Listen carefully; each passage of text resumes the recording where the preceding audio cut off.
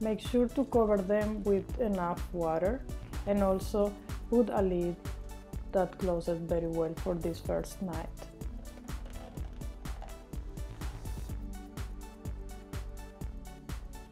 The next day we are going to drain the water off the buckwheat almost completely.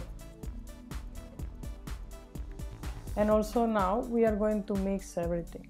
I have a Vitamix, but depends on what you have, the time that you're gonna process these ingredients. First we're gonna add the oil, the water, the seeds, and then the buckwheat.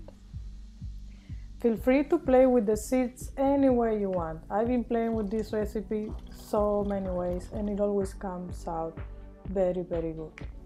Now for the mixing, do not mix it a lot. You don't want this to be a smoothie.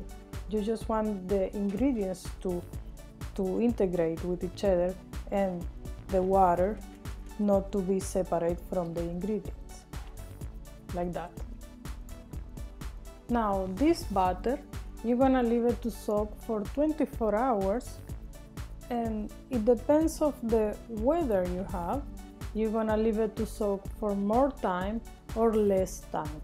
Otherwise 24 hours is good. I'm in California right now and it's springtime and 24 hours is just perfect. Now depends on the weather, remember. You will let this butter sit until you'll see the little bubbles appear. Okay, now we should be able to see the bubbles. There you go. This is ready. First, we're gonna heat the oven on 380 and then of course I use coconut oil for my mold and I'm also using a small mold. Of course, if you're gonna want a bigger bread, you should use a bigger one.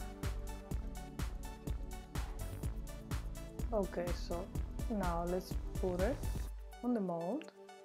Okay, now put all the mix in your mold and we're gonna cook this for like 45 minutes.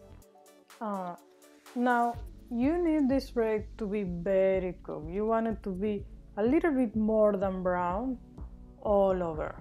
You don't want it to be a little brown on the borders. No, it needs to be completely brown.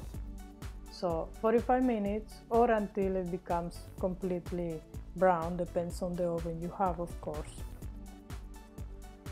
Now this bread is ready. Leave it to cold completely and then you can take it out. It's best to wait one day. I like to wait this bread at least one day and then I keep it covered with a cloth and a bag in the fridge and it should last at least a week or more. Also, by the time we eat this bread, I like to toast it very well, at least 2 or 3 times. And now we're gonna make the sandwich proof. There you go. It holds perfectly and it tastes perfect.